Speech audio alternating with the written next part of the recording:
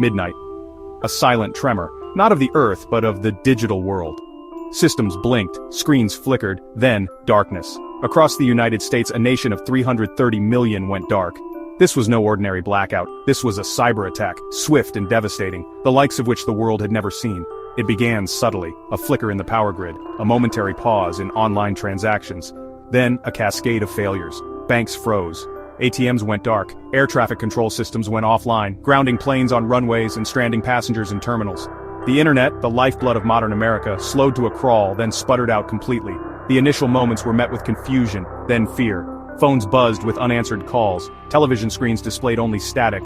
The news, when it finally came, crackled over emergency radio broadcasts, painting a grim picture of a nation under siege, its digital infrastructure crippled, its people plunged into chaos. As the night wore on, the true extent of the attack became horrifyingly clear. This was not a mere inconvenience. It was a full-scale assault on the American way of life. And in the darkness, a chilling question emerged: who could be behind such a bold and catastrophic attack? The sun rose on a nation transformed. The familiar hum of American life, the constant thrum of traffic, the chatter of commerce, the endless stream of digital information had been replaced by an unsettling silence, punctuated by the wail of sirens and the distant roar of helicopters. With communication networks down, fear spread like wildfire. Rumors, often unfounded and always exaggerated, filled the void. Supermarkets were overrun as panicked citizens stockpiled supplies. Petrol stations ran dry as motorists queued for hours, desperate to fill their tanks. As the day wore on, the veneer of order began to crack. Frustration boiled over into anger, and anger into violence. Looting erupted in major cities, with mobs targeting shops, banks, and even homes. Police, overwhelmed and understaffed, struggled to contain the unrest. In the face of escalating chaos, the president addressed the nation from a makeshift studio, his words broadcast on a loop over emergency radio frequencies. He appealed for calm, assured the nation that the government was working tirelessly to restore order, and vowed to hunt down those responsible for the attack. But his words rang hollow in the ears of a nation teetering on the brink. With civil unrest spiraling out of control, the president was left with no choice but to deploy the military. Troops rolled into major cities, their presence a stark reminder of the fragility of peace. They secured key infrastructure, established curfews, and attempted to restore order to the streets.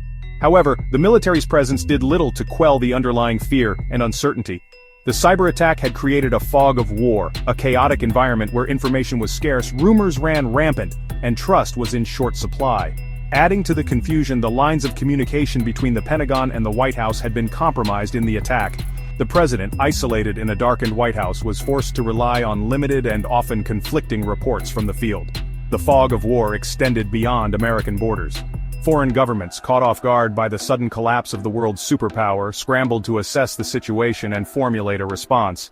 Embassies in Washington, D.C. were evacuated, with diplomats whisked away to secure locations. The heart of American power, Washington, D.C., was a city on edge. The Capitol building, usually a beacon of democracy, stood shrouded in darkness, its iconic dome invisible against the night sky.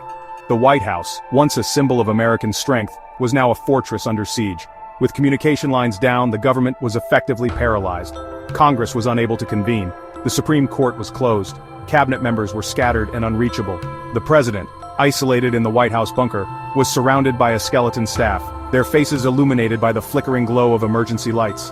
The power vacuum in Washington had immediate and far-reaching consequences. With no clear leadership, federal agencies struggled to coordinate a response to the crisis. State governors, left to fend for themselves, implemented a patchwork of emergency measures, further highlighting the nation's fragmentation. The world watched with bated breath as the most powerful nation on earth grappled with an unprecedented crisis. The beacon of democracy, once a symbol of stability and strength, was now a stark reminder of the vulnerability of even the most technologically advanced societies.